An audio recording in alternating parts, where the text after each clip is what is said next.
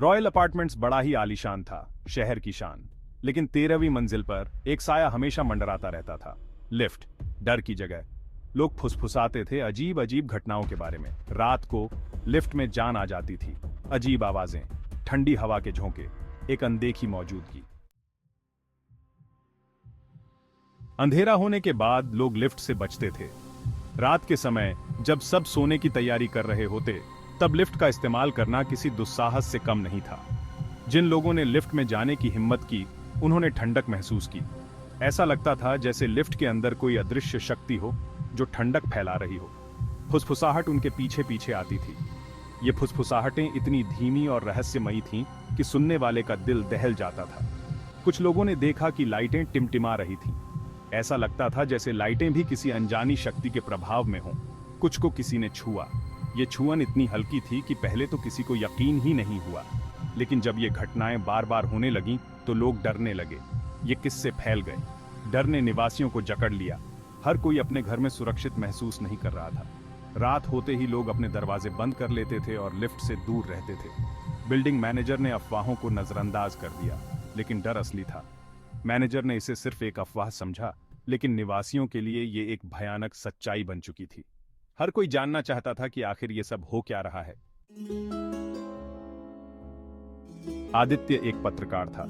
अपनी बहादुरी के लिए जाना जाता था। उसने कहानियों का मजाक उड़ाया। उसने तय किया कि वो तफ्तीश करेगा। वह 13वीं मंजिल पर एक रात बिताएगा। आदित्य अकेले लिफ्ट में चढ़ा गया। 13वीं मंजिल तक। दरवाजे धीरे धीरे खुले।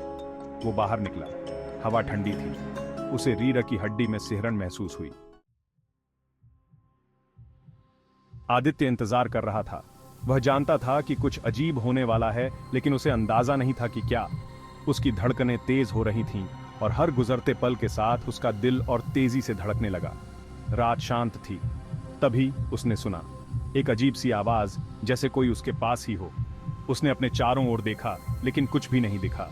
एक धीमी फुसफुसाहट। वो मुड़ा। वहां कोई नहीं था। उसकी सांसें तेज हो गईं। उसे लगा जैसे कोई उसे देख रहा हो, लेकिन वह किसी को नहीं देख पा रहा था। लिफ्ट के दरवाजे चरमर करते हुए खुले। आवाज इतनी तेज थी कि उसने आदित्य को और भी डरा दिया। उसे ठंडी हवा का झोंका महसूस हुआ। यह हवा इतनी ठंडी थी कि उसकी रीढ़ की हड्डी तक सिहर उठी। वह लिफ्ट में घुस गया। लिफ्ट के अंदर का माहौल और भी डरावना था। दरवाजे बंद हो गए। वह फंस गया था। तापमान गिर गया। उसे लगा जैसे लिफ्ट के अंदर की हवा भी जमने लगी हो।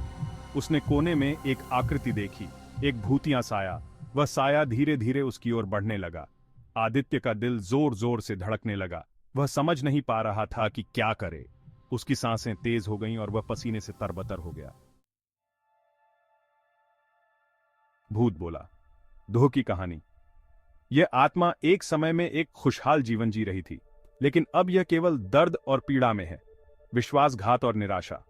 लिफ्ट में फंसा हुआ यह आत्मा एक गहरे विश्वासघात का शिकार हुई थी, जिसने इसे इस स्थिति में ला दिया। शांति की तलाश में। आदित्य ने सुना। उसे दया महसूस हुई। आदित्य ने आत्मा की पीड़ा को समझा और उसकी मदद करने का निर्णय लिया। आदित्य जानता था कि उसे क्या करना है। उसने ठान लिया कि वह इस आत्मा को मुक्ति दिलाएगा। वह आत्मा को शांति दिलाने में मदद करेगा। आदित्य ने आत्मा को सांत्वना दी और उसे आश्वासन दिया कि वह उसकी मदद करेगा। उसने एक पुजारी से संपर्क किया। पुजारी ने आदित्य की बात ध्यान से सुनी और उसे मार्गदर्शन दिया। एक समारोह किया गया। प्रार्थना की गई। इस समारोह में सभी ने मिलकर आत्मा की शांति के लिए प्रार्थना की। लिफ्ट को शुद्ध किया गया। इस शुद्धिकरण प्रक्रिया के बाद आत्मा को अंततः शांति मिली और वह मुक्त हो गई। भूत मुक्त हो गया था। लिफ्ट शांत थी। आदित्य ने अपने डर का सामना किया था और एक खोई हुई आत्मा की मदद की थी। उसकी कहानी फैल गई। उसे हीरो कहा जाने लगा। आदित्य सच्चाई जानता था। यह सिर्फ साहस नहीं था, यह करुणा थी। समझने की क्षमता और मदद करने की। यही असली ताकत थी।